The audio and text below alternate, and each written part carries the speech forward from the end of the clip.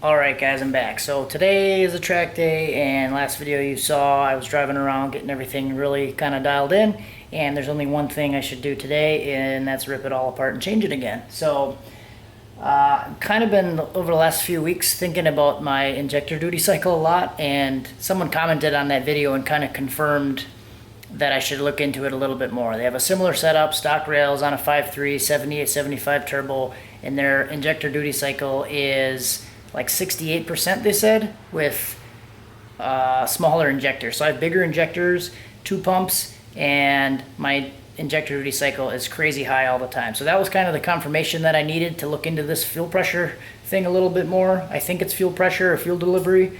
So I'm going to look into that a little bit more, make sure my regulator is actually working, put it on a compressor, and then try to track it, or try to log it.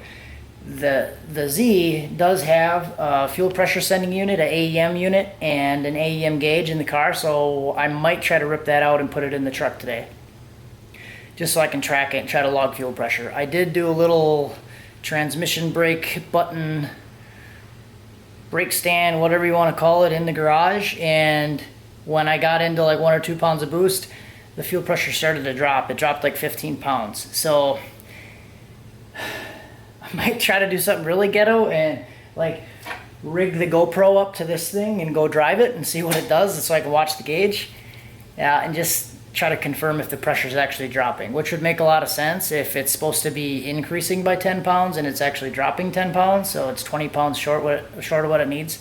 A lot of rambling, let's get into it. So the setup I had before, I have this coming off of one of the manifold, and this is teed off for the blow-off valve, and this was teed off going down to the fuel pressure regulator. So maybe this is just too much junk, especially being on the end of the line, and that's honestly probably could be what it is, because a lot of it is just going, you know, everywhere else before it gets to the pressure regulator. So what I'm going to do now is I'm going to remove this switch that I have in here that I'm not really using. It's just a 1/8 inch NPT, so I'm going to take that out and thread a NPT fitting in there and try to give the fuel pressure regulator its own boost reference, vacuum reference.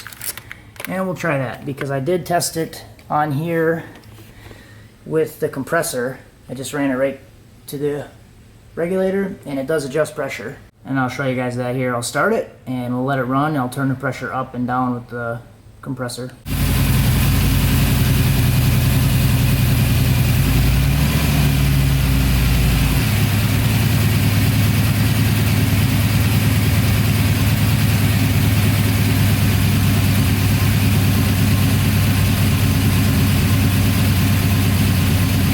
So when you saw the needle going up and down, that was just me adjusting the regulator on the compressor up and then down. So it does adjust and works fine.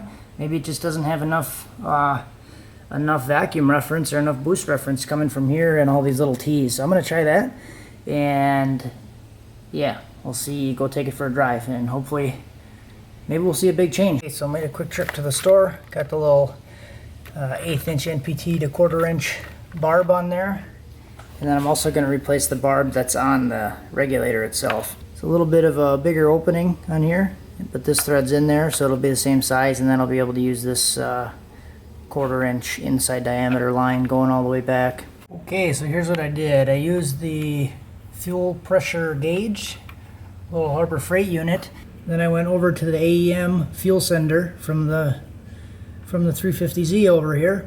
Got a fitting that I needed, replaced the mechanical gauge, put the AEM gauge on there, and it has the same plug as the oil pressure sensor wiring, and I'm not actually using that. So what I did was use the oil pressure sensor plug, plugged it into the fuel sender, and then I added it says oil PSI there, but I added the oil pressure PID. I thought I changed the name. Oil, yeah, it must have changed the name when I put the sender in there. So now I'll change it to fuel, if I know how to spell. Man, life is tough. Fuel PSI, trying to do one-handed. So now I got fuel pressure in there, logged off of the oil pressure PID using the AEM sender. So I'll start to scan Shows 23 psi right now.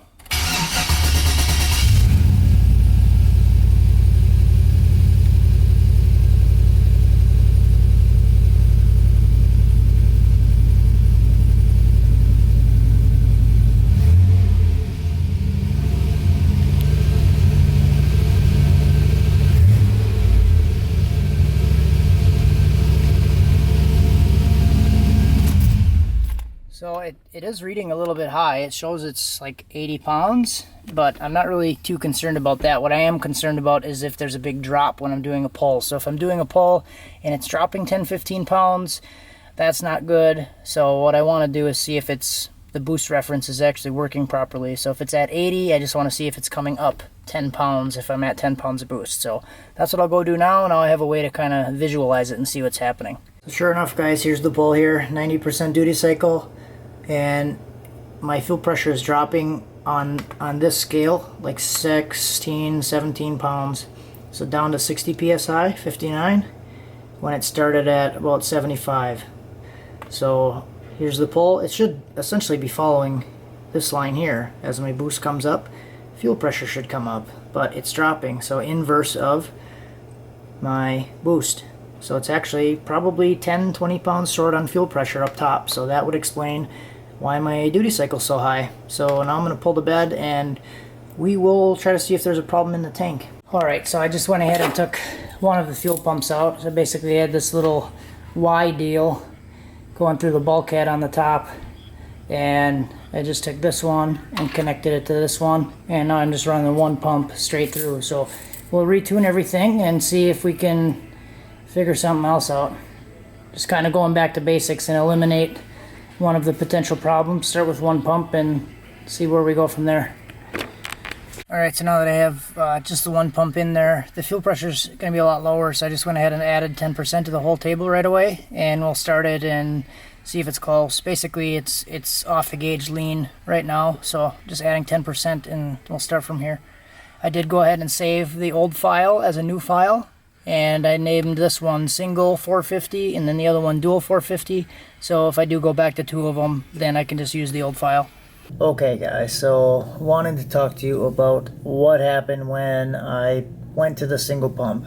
So on the left side you'll see a scan, on the right side you see a scan. That's actually part of the video that I'm editing right now. On the left side is one of the passes, 8th mile passes that I did at the track today. So you can see up in the top box with all the little numbers, you have 5,800 RPM, 5,800 RPM on the scan on the right side. You have 59 PSI fuel pressure on the left side, 59 on the right side. Basically all of the settings are almost identical. But the scan on the right side, that's on the image of when I'm editing the video, that was when I was running two pumps, and you can tell by the yellow line on the top when it's dropping. When I was running two pumps, fuel pressure was dropping to that level. Two pumps. So I switched to one pump, and everything is almost identical. The boost is the same, 159 versus 154 kPa, like it's right there. The timing is the same in these scans. The ethanol content is pretty much the same. Everything's pretty close. But if you look at the top left corner, 93% duty cycle on the left scan and 90% duty cycle on the right scan. But the air-fuel ratio is also different. It's a little bit more rich on the left side, which would explain the 3% of injector being used to get to a 10.9 versus an 11.4 on the right side. So essentially I feel like I wasn't getting any other use out of the second pump. So I think it was still running because I clamped it, and I referenced the old video when I installed it. I measured the current draw and it was pulling just over 30, like 32 amps or whatever. That's the same amount of current it was pulling originally when I installed it. So I'm gonna stay on the single pump for now. I don't think the second pump was really even doing anything for me. I'm gonna test it tomorrow and see, but that is basically the outcome of this deal.